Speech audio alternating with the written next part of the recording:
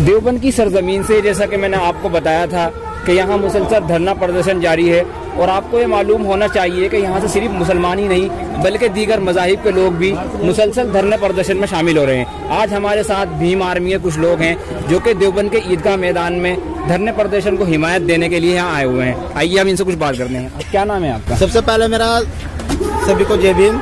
मेरा नाम दीपक बोध, मंडल अध्यक्ष सहारनपुर भीम आर्मी। आप यहाँ आज देवबंद के ईदगाह मैदान में क्यों आए हैं?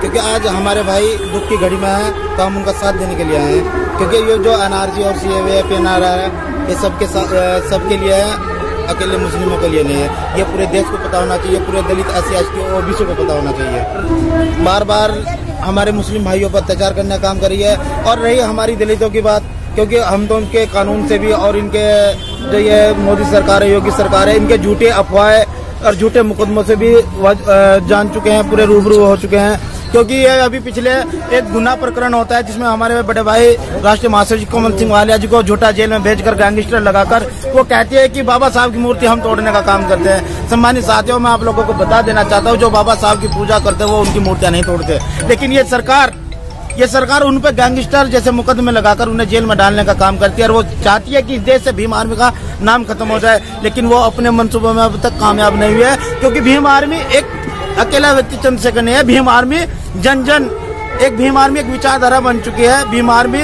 प्रत्येक दलित के घर में बन चुकी है। हर घर से एक चंद्रशेखर निकलने के लिए तैयार है। ये जो सिटीजन अमेंडमेंट एक्ट है ये तो नागरिकता देने वाला कानून है, लेने वाला नहीं है। CAA तो आप लोग क्यों इसकी मुखालिफत कर रहे हैं? एक तो आपने पहले तो दे दिया NRC, फिर दे रहे आप PNR, अब दे रहे CAA।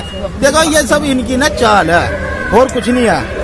मैं बता दूं, वो चाहते हैं इस देश में दोबारा से कोई दंगा हो, दोबारा से एक राजनीतिक मूवमेंट खड़ा हो, क्योंकि उनके पास अयोध्या का मामला खत्म होगा। अभी हमारे फौजी भाई मरवाने का काम किया इस मोदी सरकार ने, वो मामला खत्म हो गया। अब उन्हें चाहिए वोट। वो चाहते हैं इस देश के अंदर एक दंगा हो जिसमें वो मुस्लिमों के साथ दंगा हो और उस दंगे को लेकर वो एक झूठी राजनीति करने का काम कर सके और साथ सके। यानी मुस्लिम, आप ये कहना चाह रहे हैं कि मुस्लिम और दलित OBC जी को दोबारा तोड़ना चाह रहे हैं? जी, वो धर्म की राजनीति खुद करते हैं। उनके पास कुछ ऑप्शन ही नहीं बचा है कि वो वोट कहाँ से मांगे, क्योंकि उन्होंने झूठे वादे किए कि हम 15 लाख देंगे, 15 लाख नहीं आए। उन्होंने कहा कि हम जॉब देंगे, जॉब नहीं आई। आज देश की अर्थव्यवस्था खत्म हो चुकी है तो उनके पास मुद्दा ही नहीं रहा। उनके पास केवल एक मुद्दा है कि मुस्लिमों को और OBC वालों को लड़ा दो, आप फिर से राज कर लो। क्योंकि वो यूरोप के हैं, उनके DNA में है। NRC के अंडरटेकिंग तो वो खुद लोग आते हैं, क्योंकि हम लोग इस देश के मूल निवासी है।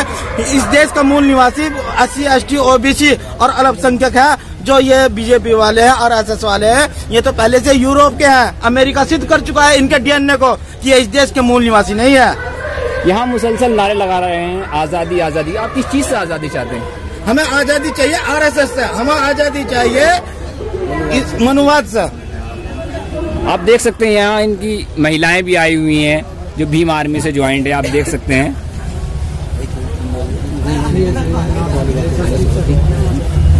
देवबंद के ईदगाह मैदान में क्यों आई हैं? देश को जिताने के लिए आए हैं, हमारे हक मांगने आए हैं, हमारे भाइयों को लेकर के आए हैं। ये हमारे भाई हैं जिनका हमें अलग कर दिया था। अब हम एक रहेंगे, एक रहने के बाद इसका मोदी का मार कर दिखाएंगे। यहाँ पर CAA और NRC के खिलाफ विरोध प्रदर्शन हो रहा है, क्या आप उसी की हिमायत में आए?